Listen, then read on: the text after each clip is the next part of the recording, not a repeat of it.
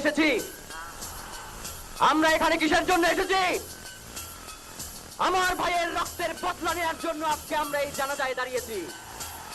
প্রিয় ভাইয়েরা, আজকে কবি নজরুলের যে বিদ্রোহী দুটো লাইন, যাকে উসমান হাদি তার আদর্শ মনে করত, আমি চির বিদ্রোহী বীর, বিশ্ব ছড়ায় উঠে আছি একা, চির উন্নতশীল।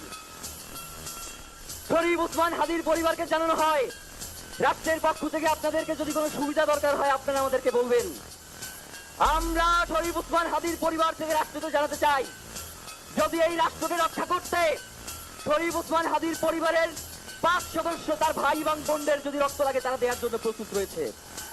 তখন ক্লাব মঞ্চ কোনোভাবে এই শরীফ উসমান হাদির রক্তকে বিতা দিতে দেব না। আপনারা সবাই এই প্রোগ্রাম শেষে জনতা মিছিল নিয়ে শাহবাগে চলে যাবেন। আমরা ওখানে গিয়ে আপনাদের সাথে যাপনের পরে কথা বলবো। হয় বাংলাদেশের স্বাধীনতা সার্বভৌমত্ব থাকবে, বাংলাদেশের ইনসাফ কায়েম হবে, নয়তো আমরা বাংলাদেশের জন্য রক্ত দেওয়ার জন্য সবাই প্রস্তুত রয়েছি।